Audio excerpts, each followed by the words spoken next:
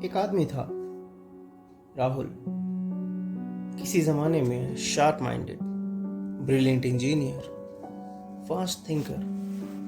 पर अब उसके माइंड का कुछ तो बिगड़ गया था। वो पासवर्ड्स भूलने लगा, लोगों के चेहरे कंफ्यूज करने लगा और सबसे दर्दनाक, वो खुद को भी पहचानना भूल गया था। डॉक्टर्स ने कहा, योर ब्रेन इज श्रिंकिंग, यानी स्लोली डाइंग। उस दिन राहुल डॉक्टर की क्लिनिक से सिर्फ एक चीज लेकर निकला, जो था डर। लेकिन डर के बावजूद उसने एक किताब उठाई, change your brain every day by doctor Daniel एमन। और उस दिन से उसका सफर शुरू हुआ, एक ऐसे माइंड को वापस जीवित करने का सफर जो लगभग मर चुका था। पर क्या आपका ब्रेन भी सीक्रेटली डिक्लाइन हो रहा है बिना आपकी रियलाइजेशन के? शायद हाँ। डॉक्टर एमन कहते हैं, your brain is not your mind, mind is abstract, but your brain is a physical organ. सोचो, अगर तुम्हारा हार्ट थोड़ा सा कमज़ोर हो जाए तो तुम हॉस्पिटल जाते हो, लेकिन जब ब्रेन का ब्लड फ्लो 10% कम हो जाता है या एमिगडाला ओवर एक्टिव हो जाता है, तब तुम कहते हो मेरा मूड ऑफ है। बस मूड नहीं, पूरा स्ट्रक्चर ही चेंज हो चुका होता है। राहुल ने अपने एमआरआई स्कैन में देखा था, उसका हिपोकैम्पस श्रिंक हो रहा था, वो पार्ट जो मेमोरी कंट्रोल करता है। उसने रियलाइज किया, थॉट्स चेंज करने से पहले ब्रेन को चेंज करना पड़ेगा। हर बार जब आप नेगेटिव सोचते हो, मैं लूजर हूं, मुझसे नहीं होगा, तो ब्रेन के अंदर एक छोटी सी लाइन बनती है, एक न्यूरॉन दूसरे न्यूरॉन से जुड़ता है और वो पैटर्न स्ट्रॉन्ग होता चला जाता है। ये एक मेंटल टैटू की तरह होता है। राहुल हर रोज मिरर में खुद से कहता था, I am declining, I am getting old. और हर बार वो थॉट उसके ब्रेन में एक नई क्रैक छोड़ता था। पर एक दिन उसने लिखना स्टार्ट किया, today I will think like a warrior. पहले दिन कुछ नहीं बदला, दूसरे दिन भी नहीं बदला, लेकिन तीसरे दिन उसका टोन बदलने लगा। न्यूरल पाथवेज शिफ्ट हो रहे थे, ब्रेन लिटरली अपने आप को रिवायर कर रहा था। लेकिन इसके लिए उसे एक और हैबिट बनानी पड़ी, daily brain rituals. Doctor Raman कहते हैं, you are not stuck with the brain you have, you can change it every day. लेकिन कैसे? जैसे राहुल ने किया, सुबह उठते ही cold water splash to shock the amygdala, 10 deep breaths to calm the fight और फ्लाइट रिस्पॉन्स, एक ग्रेटिट्यूड लिस्ट लिखना to increase serotonin and dopamine naturally.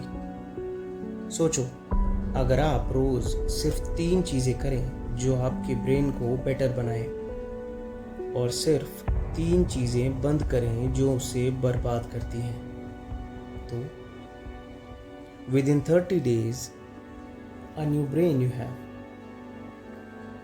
Rahul के साथ भी कुछ ऐसा ही हुआ। जब वापस से उसका स्कैन किया गया और पहली बार उसके फ्रंटल लॉब्स एक्टिव हो गए थे। क्या आप जानते हो, हर दिन हम कुछ ना कुछ करते हैं जो ब्रेन को या तो बूस्ट करता है या स्लो पॉइजन देता है। राहुल डेली जंक फूड खाता था, ट्रांस फैट्स, शुगर्स एटसेट्रा। उसका ब्रेन लिटरली इन्फ्लेम हो रहा था। उसने वो बंद किया और वो चीज़ें स्टार्ट की जिनके नाम पहले सिर्फ डाइटिशियंस को याद होते थे, जैसे omega 3s, berries, broccolis, healthy food etcetera. अब वो उसके ब्रेन का आर्मर बन चुकी थी। पर सबसे बड़ा चेंज तब आया जब उसने अपना इनर सर्कल चेंज किया। डॉक्टर रमन बोलते हैं, ब्रेन्स आर कंटेजियस।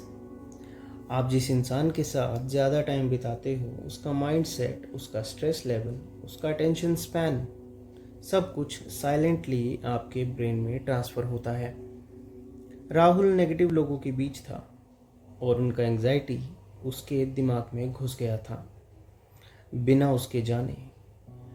जब उसने अपने दोस्तों का सर्कल चेंज किया, लोग जो काम थे, थॉटफुल थे, उसका ब्रेन स्लोली स्टेबल होने लगा।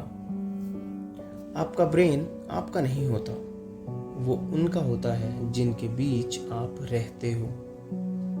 आपके आसपास कौन है? राहुल ने फाइनली एक चीज़ समझी, ब्रेन एक मशीन नहीं है, वो एक थिएटर है जिसमें आप राइटर भी हो, एक्टर भी हो और ऑडियंस भी। हर दिन एक न्यू सीन लिखा जा सकता है, पर सिर्फ अगर आप कॉन्शियसली लिखने लग जाएं तो।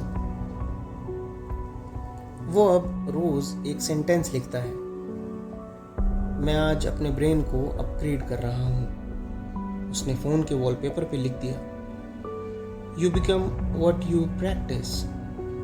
और उसने प्रैक्टिस स्टार्ट की, a better brain every single day. 90 दिन के बाद राहुल का स्कैन फिर से हुआ। डॉक्टर शॉक में थे। Is this the same brain जो 3 महीने पहले श्रिंक हो रहा था? Now it's glowing, it's growing, more alive than before. Rahul मुस्कुराया और बोला, मैं बदला नहीं हूँ, मेरा ब्रेन बदल गया है और उसके साथ मेरी ज़िंदगी भी। तो अगला सवाल सिर्फ इतना है, आप अपने ब्रेन के साथ क्या कर रहे हो? उसे बेहतर बना रहे हो या धीरे धीरे उसे मार रहे हो बिना रियलाइजेशन के?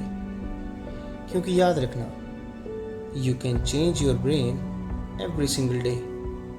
The only question is, will you?